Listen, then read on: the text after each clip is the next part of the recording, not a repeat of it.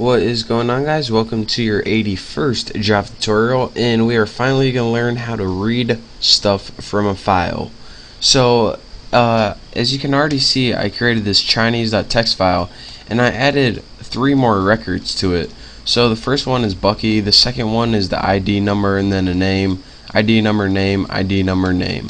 So it has 4 records, and a record is pretty much a row of data.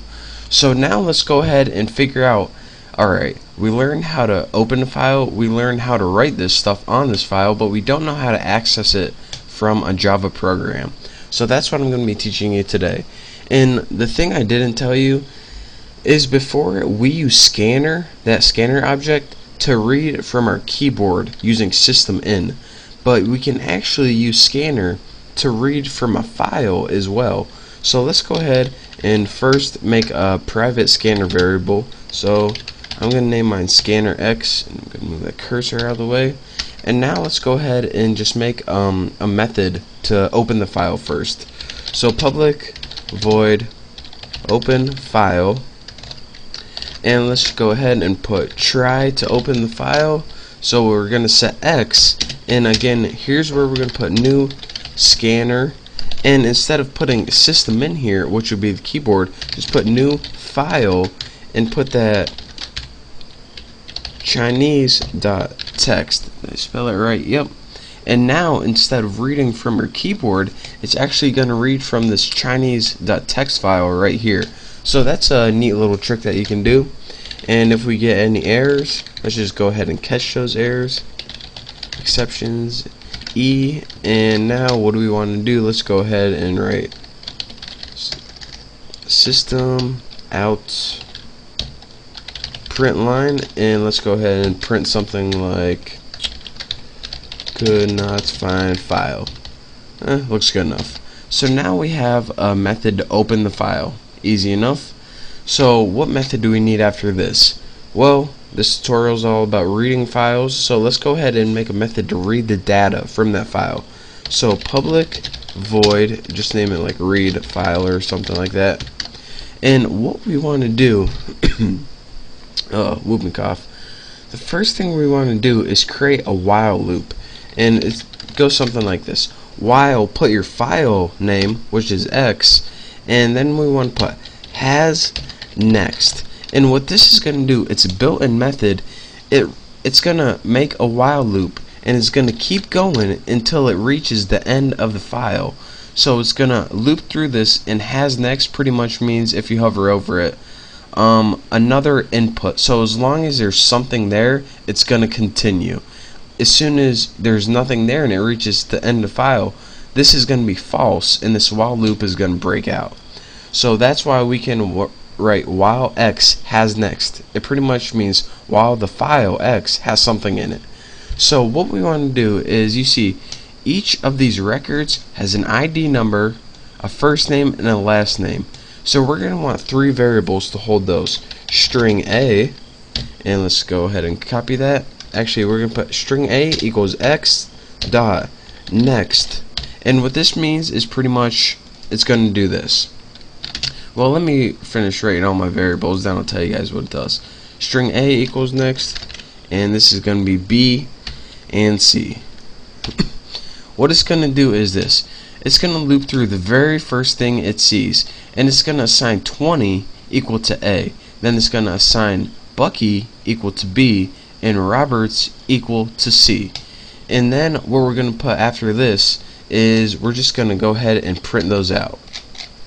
So system out print, actually printf would be better. So let's go ahead and print just 3 string variables. So %s space %s space %s, and those variables of course are a, b, and c. So now what it's going to do is, after it gets those 3, it's going to print it out, and might want to put a new line there, and then it's going to go, alright, next 60A, Joe is B, and Doe is C. Now I'm going to print all those out, and it's going to keep printing those out until it gets to the end of the file, which is right here, and then it's going to break out of that while loop.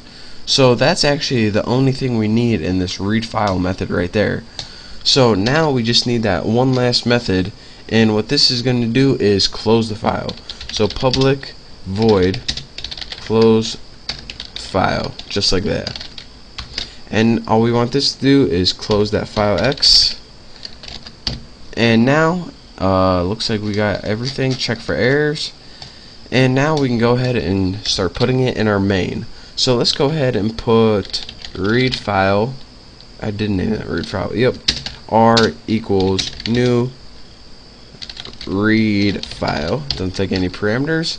And now let's go ahead and put r.open file, r.read file, and r.close file right there. So now what this is going to do is call open file to open it, read the stuff from it, and close it when we're done with it. So now let's go ahead and run this, and we'll see what we got. We got pretty much exactly what is in our text file. 20 Bucky Roberts. It just printed all this out. It stored this in A, B, C, printed it out. Then it got 3 new variables, stored this in A, B, C, printed out, A, B, C, A, B, C. And then it got to the end of the file and it broke out. So again, let me make sure that's in there, and I'll tell you guys how this worked one last time.